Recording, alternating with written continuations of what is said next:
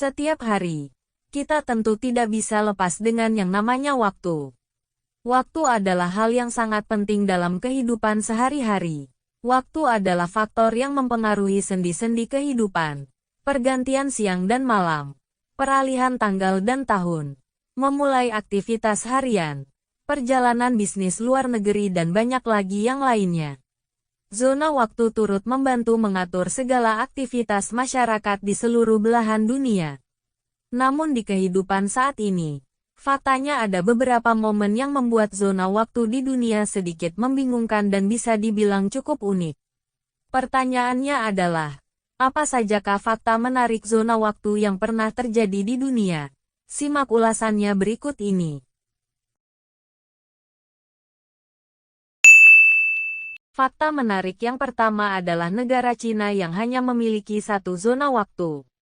Negara yang memiliki luas terbesar ketiga di dunia ini sangat tidak masuk akal jika hanya memiliki satu zona waktu. Namun kenyataannya Cina memang memilih menggunakan satu zona waktu saja dengan alasan ekonomi dan kepraktisan. Pada awalnya Cina sebenarnya memiliki 5 zona waktu yang berbeda yang diusulkan di tahun 1918. Ditetapkan di tahun 1947 hingga berakhir pada tahun 1949. Pada tahun 1949 melalui Partai Komunis Cina menetapkan zona waktu formal bagi Cina yaitu waktu Beijing atau waktu standar Tiongkok. Jadi, ketika kalian berkunjung ke Cina, jangan kaget jika standar waktu di sana yang membingungkan.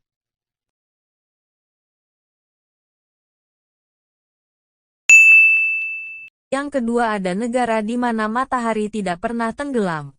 Tahukah kamu bahwa matahari tidak pernah tenggelam di negara Prancis? Hal tersebut sebenarnya bukanlah keanehan yang ditimbulkan oleh fenomena alam, melainkan disebabkan oleh zona waktu yang berada di Prancis. Yang banyak orang tahu, Prancis hanya mempunyai satu zona waktu di daratan Eropa.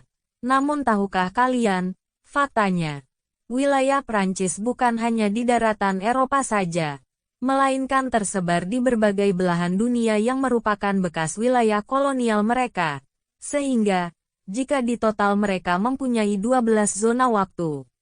12 zona waktu inilah yang membuat matahari selalu terhubung antara terbitnya dan tenggelamnya. Dan seakan-akan matahari tersebut tidak pernah tenggelam.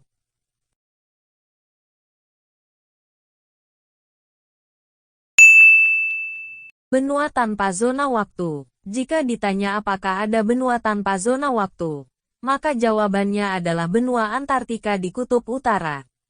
Tanpa zona waktu di sini bukan berarti tidak ada waktu di daerah tersebut, melainkan sulitnya menentukan zona waktu resmi yang digunakan di daerah tersebut. Hal ini terjadi dikarenakan benua Antartika terletak di pertemuan garis lintang dan garis bujur sehingga seluruh wilayahnya terletak di semua zona waktu. Akan tetapi, wilayah-wilayah di sebelah selatan lingkar Antartika mengalami siklus siang dan malam yang ekstrim mendekati titik balik matahari bulan Juni dan Desember, sehingga sulit menentukan zona waktu yang pas. Untuk menentukan zona waktu di sana, beberapa stasiun penelitian di Antartika menggunakan zona waktu negara asalnya atau pangkalan suplainya masing-masing. Namun ada beberapa yang menggunakan waktu mengikuti waktu sekitar dari negara yang terdekat.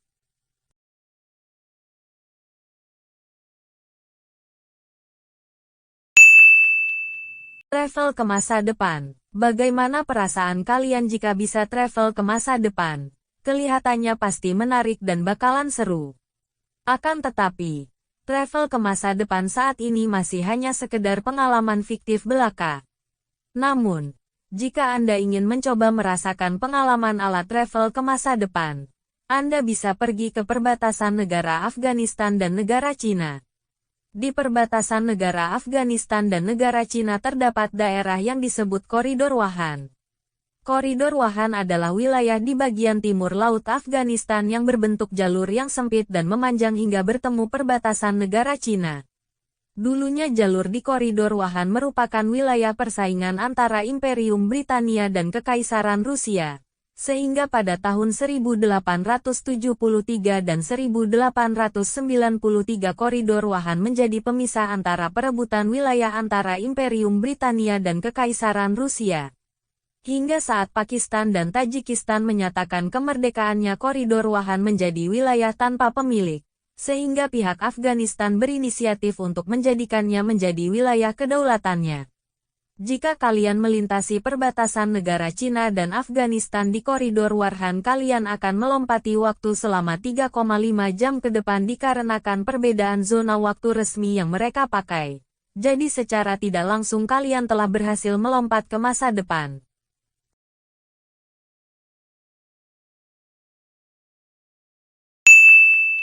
Tidak ada tanggal 30 Desember tahun 2011 di Samoa dan Takalau.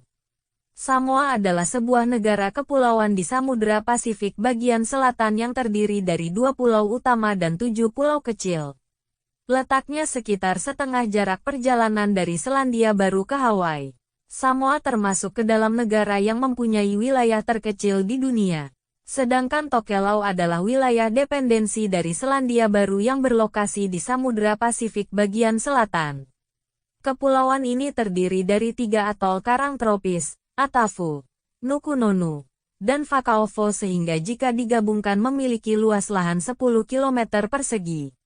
Tahukah kamu bahwa negara Samoa dan Takalau telah membuat keputusan berani dengan mengubah zona waktu di negara mereka dari UTC-11 menjadi UTC+13 pada akhir tahun 2011 silam.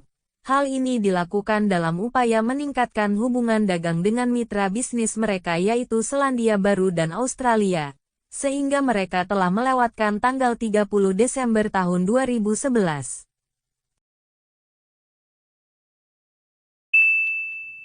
Berikutnya ada Spanyol yang berada di zona waktu yang salah. Kalian tentu tidak asing dengan negara yang satu ini. Negara ini terkenal dengan pertunjukan bantengnya atau sering disebut El Matador. Tapi tahukah kamu jika selama ini Spanyol menggunakan zona waktu yang salah? Jika kita fokus mengamati letak geografis negara Spanyol, maka kita akan melihat posisi Spanyol yang lebih ke arah barat daripada di bagian tengah dari benua Eropa. Dan jika melihat garis bujur alaminya, ternyata Spanyol memiliki posisi yang sejajar dengan Greenwich Mean Time. Itu artinya zona waktu Spanyol ada di posisi sentral atau UTC+0. Lantas mengapa zona waktu Spanyol mengikuti wilayah Eropa Tengah atau UTC+1 sampai UTC+2? Ternyata sejarah berubahnya zona waktu Spanyol dimulai pada tahun 1940. Tatkala pemimpin diktator Spanyol Francisco Franco menyamakan waktu dengan negara Jerman yang dipimpin diktator Nazi Adolf Hitler dengan alasan solidaritas. Hingga saat ini waktu di Spanyol membuat permasalahan terutama jam makan, tidur, terbitnya matahari dan aktivitas lainnya yang mengalami keterlambatan.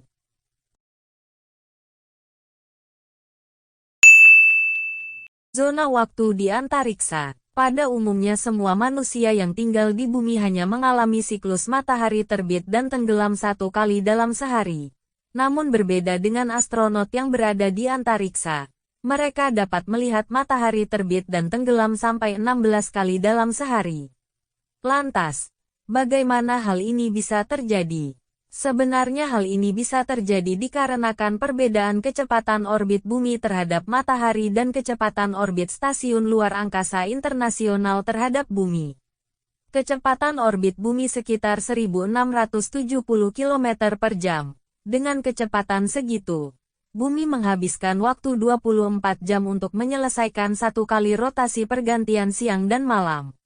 Berbeda dengan bumi, stasiun luar angkasa, yang bergerak mengelilingi bumi di ketinggian 400 km dari lintasan orbitnya dengan kecepatan 27.600 km per jam. Dengan kecepatan segitu, stasiun luar angkasa dapat menyelesaikan 1 kali rotasi pergantian siang dan malam dalam waktu 90 menit sehingga dalam sehari mereka dapat menyaksikan perpindahan siang dan malam selama 16 kali.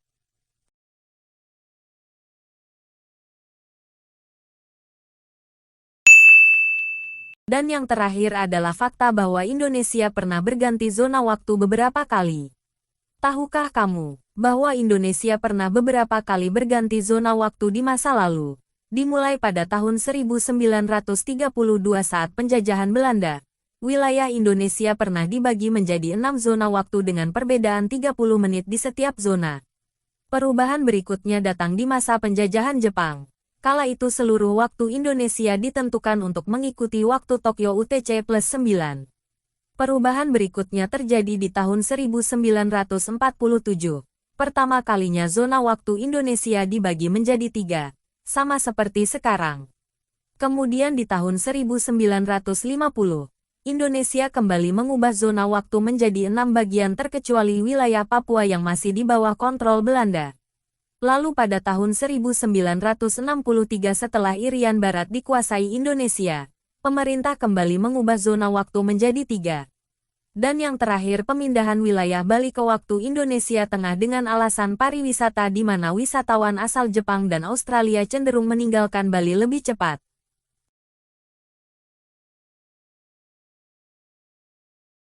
Itulah beberapa fakta tentang zona waktu di berbagai belahan dunia.